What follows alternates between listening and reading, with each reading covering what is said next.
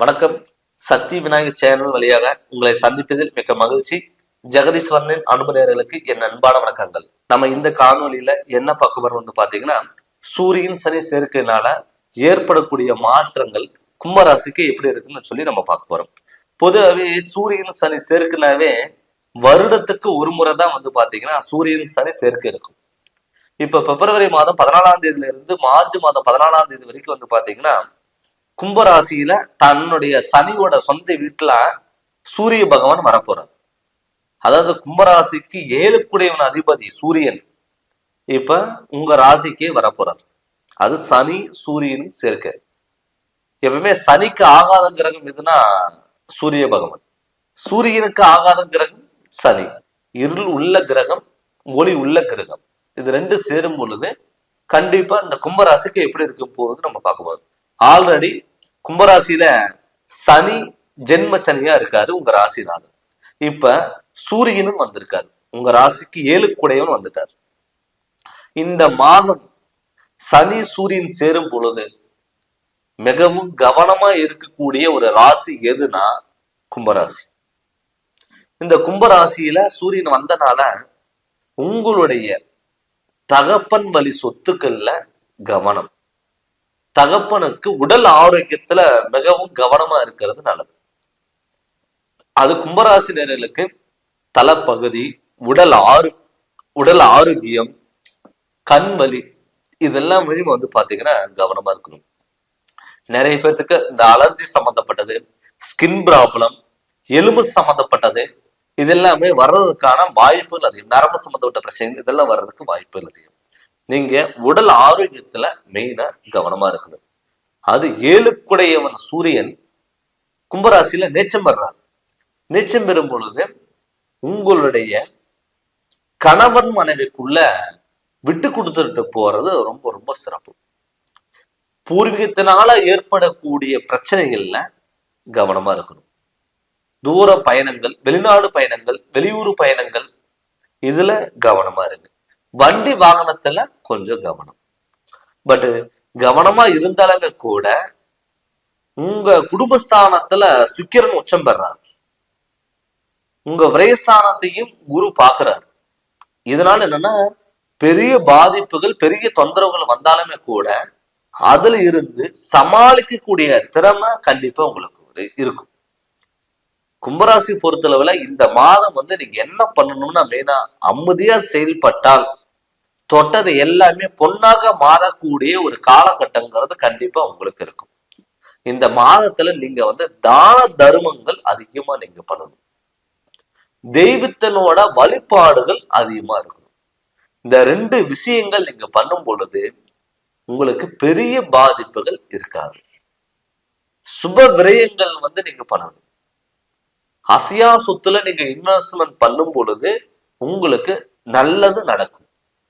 அசையும் சொத்துல நீங்க இன்வெஸ்ட்மெண்ட் பண்ணும் பொழுது உங்களுக்கு பாதிப்புகளை முடியும். அசையும் சொத்து பாத்தீங்கன்னா வண்டி வாகனங்கள், தொழில், கோல்டு, இது மேல நீங்க இன்வெஸ்ட்மெண்ட் பண்ணீங்கன்னா கண்டிப்பா உங்களுக்கு கொஞ்சம் பாதிப்புகள் கொடுக்கும். கடன் வாங்கி ரொம்ப ஆடம்பரங்களா நம்ம ஏதாவது பண்ணிடலாம் அப்படின்னா அது முடிஞ்ச அளவுக்கு நீங்க தவிர்த்துக்கிறது ரொம்ப நல்லது. ஒரு வீடு கட்டுறீங்க, இடம் வாங்குறீங்க, பழைய வீடு ஆல்ட்ரேஷன் பண்றீங்க, இது மாதிரி ஏதாவது செயல்கள் நீங்க செயல்பட்டீங்கன்னா கண்டிப்பா உங்களுக்கு அடுத்த கட்டத்துக்கு நோக்கி போறதுக்கான வாய்ப்புகள் உங்களுக்கு அமையும்.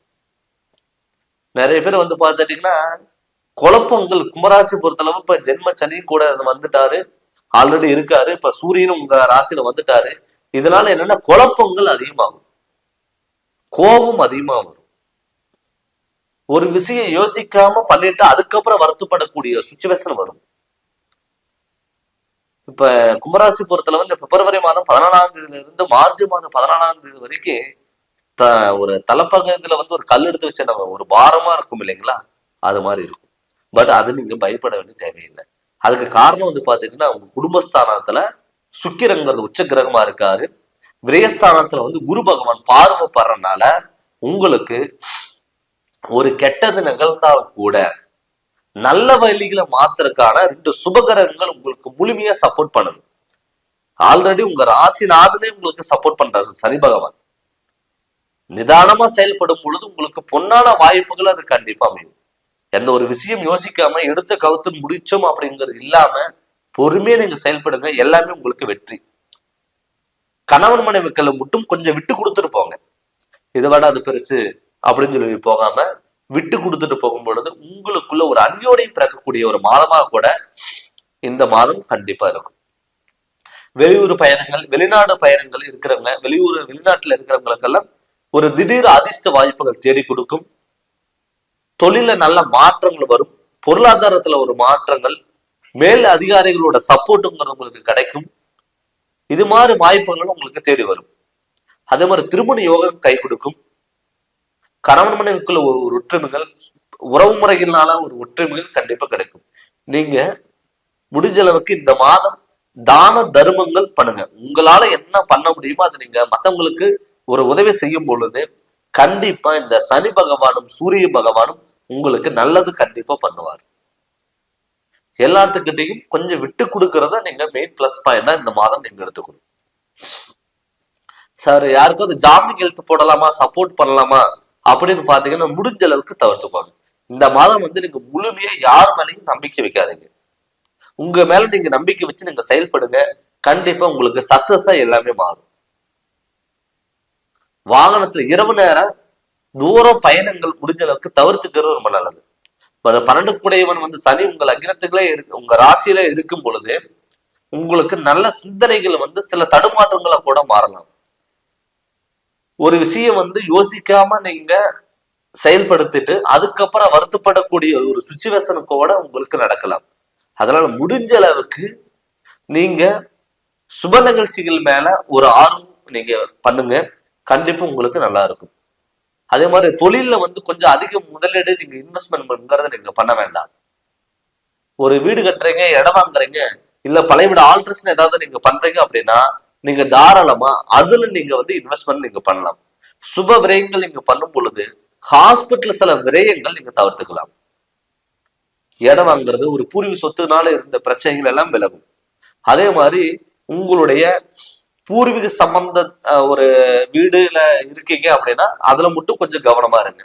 நிறைய பேர் பாத்துட்டீங்கன்னா பூர்வீக இடத்த விட்டு மாத்து இருந்திருப்பாங்க, இல்ல பூர்வீக இடத்துல இருந்திருப்பாங்க, இல்ல ஆல்ரெடி பூர்வீக வீடு இருக்கும், இல்ல இடம் இருக்கும், அதுல ஏதாவது புதுசா வீடு கட்டலாம்னு சொல்லிட்டு அதுக்கு நீங்க ஸ்டெப் பண்ணி இருப்பீங்க. இதை அப்பாவோட தொழில் எடுத்து நீங்க பண்ணலாமான்னு கூட நீங்க யோசிச்சிருப்பீங்க. அது மட்டும் இந்த மாதத்துல மட்டும் கொஞ்சம் கவனமா செயல்படுங்க. அப்படி செயல்படும் பொழுது உங்களுக்கு இந்த சனி பகவான் உங்களுக்கு நல்லதை பண்ணுவாரு. சூரிய பகவான் பெரிய பாதிப்புகளோ கெடுதலோ உங்களுக்கு கண்டிப்பா கொடுக்க மாட்டார்.